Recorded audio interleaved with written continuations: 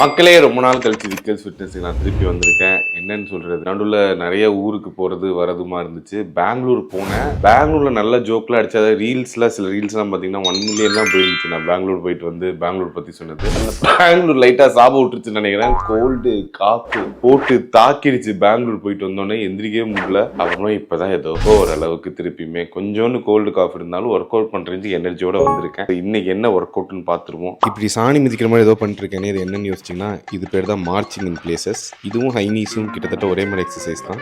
But இது வந்து பார்க்க ஈஸியாக இருந்தாலும் பண்ண கஷ்டமாயிட்டே இருக்கும். அப்படியே அடிவயிறு கிட்டலாம் பிடிக்க ஆரம்பிச்சிடும். பார்த்தீங்கன்னா மூஞ்செல்லாம் சினுங்கிறேன். அப்புறம் என்னடா இவன் 2 கையில் போலிங் போடுறானேன்னு நினச்சிங்கன்னா இது பேர் ஆர்ம் சர்க்கிள்ஸ். இதுவும் எனக்கு ஷோல்டரில் சின்னதாக ஒரு நிகில் இருக்கனால கொஞ்சம் கஷ்டம்தான்.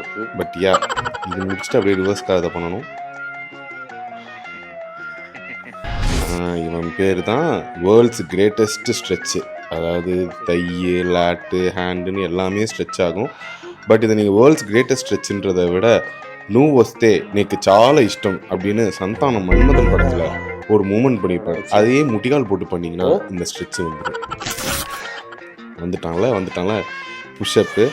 இங்கே உங்களுக்கு பார்க்க என்னடா கீழே போகாத மாதிரி இருக்கும். எனக்கு ஏதோ 7 ஃப்ளோர் கீழே போயிட்டு மேலே வந்த மாதிரி இருந்துச்சு.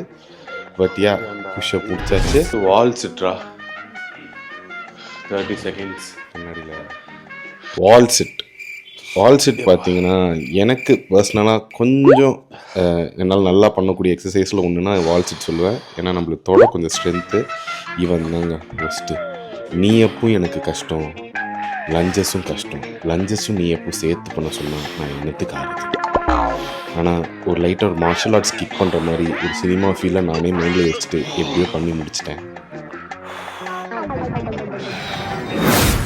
இது வந்து ஃப்ளட்டர் கிக்ஸ்ன்னு சொல்லுவாங்க. அந்த நான் லெக்கை வச்சிருக்க ஸ்டைல்லே தெரியும் நான் ஒரு மிகப்பெரிய ஸ்விம்மர் அப்படின்னு உங்களுக்கு. என்னடா ஸ்விம்மர் டக்குன்னு விட்டுட்டேன்னு பார்க்காதீங்க. ஸ்விம்மிங்கும் ஓரளவு தான் பண்ண முடியும்.